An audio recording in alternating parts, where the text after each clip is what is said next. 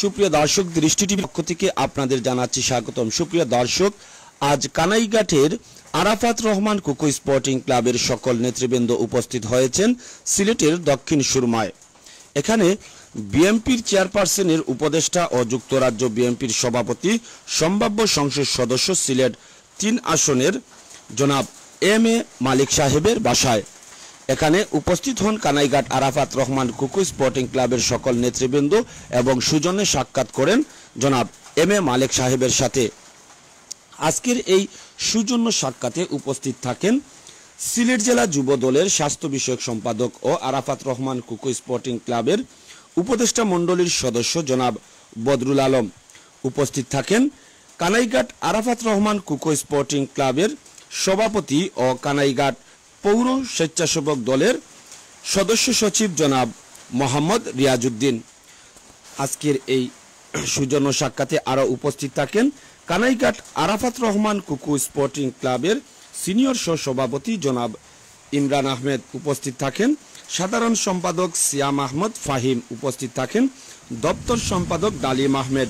উপস্থিত থাকেন সাংগঠনিক সম্পাদক আজির উদ্দিন। উপস্থিত থাকেন শ্রমিক নেতা ও আরাফাত রহমান কুকু স্পোর্টিং ক্লাবের সদস্য জনাব মাসুম আহমেদ। উপস্থিত থাকেন সহসভাপতি জনাব ইমরান রশিদ।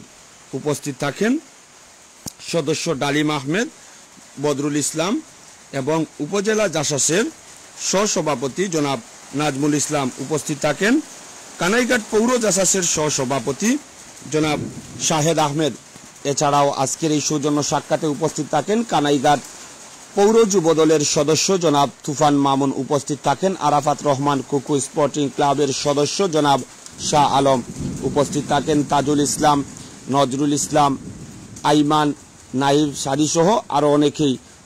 এছাড়াও উপস্থিত থাকেন জামাল আহমদ বিলাল এবং আরাফাত রহমান কুকু স্পোর্টিং ক্লাবের কোষাধ্যক্ষ জনাব রেজাওয়ান আহমেদ পলাশ সহ আরও অনেকেই।